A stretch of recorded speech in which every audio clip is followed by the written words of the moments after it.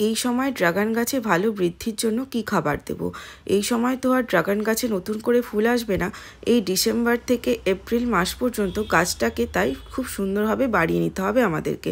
তার জন্য খাবার এবং ডাল কাটিং এই সব কাজ করে নিতে হবে এখনই। আমি এই ড্রাগন গাছগুলোতে কি খাবার দিয়েছি চলুন আপনাদের সাথেও শেয়ার করছি।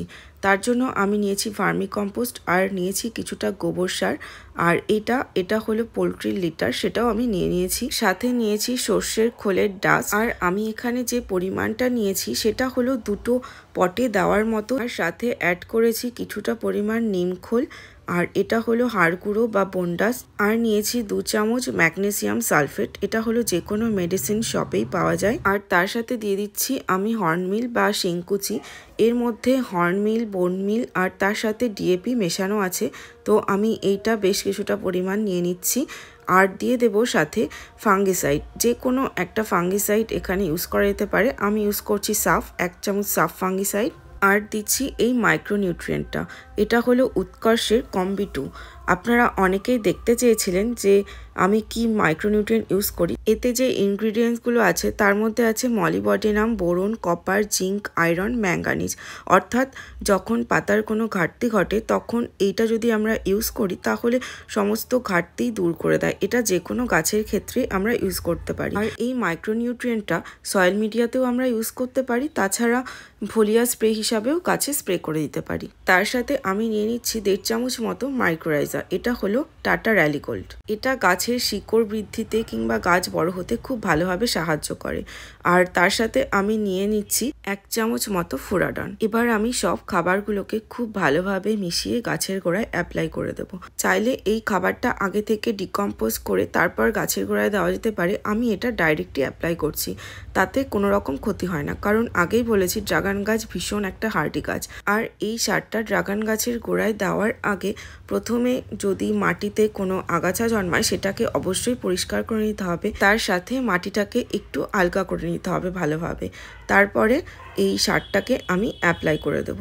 যদি আপনাদের জায়গা না থাকে টবের গোড়ায় অ্যাপ্লাই করার জন্য, সেক্ষেত্রে 2 ইঞ্চি মতো ওপর থেকে মাটি সরিয়ে নিয়ে তারপরে এই সারটা অ্যাপ্লাই করে দিতে পারেন। 2টো গাছে দেওয়ার মতো আমি যেহেতু এই সারটা বানিয়েছি, তো আমি 2টো ড্রাগন গাছেই এই সারটা দিয়ে দিচ্ছি।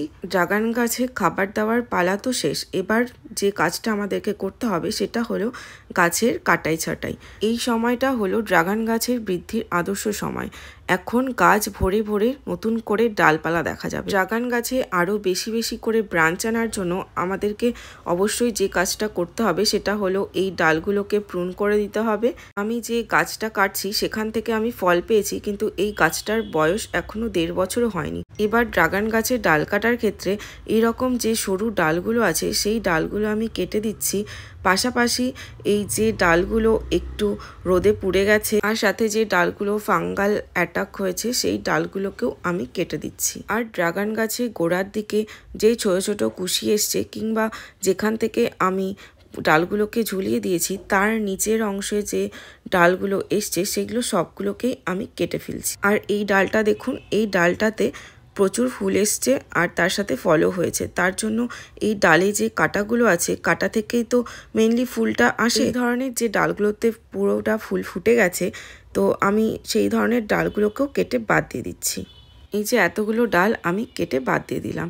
তার সাথে এই ডালটা রোদে পুড়ে ঝলসে গেছে, এই ডালটাও আমি কেটে বাদ দিয়ে দেবো।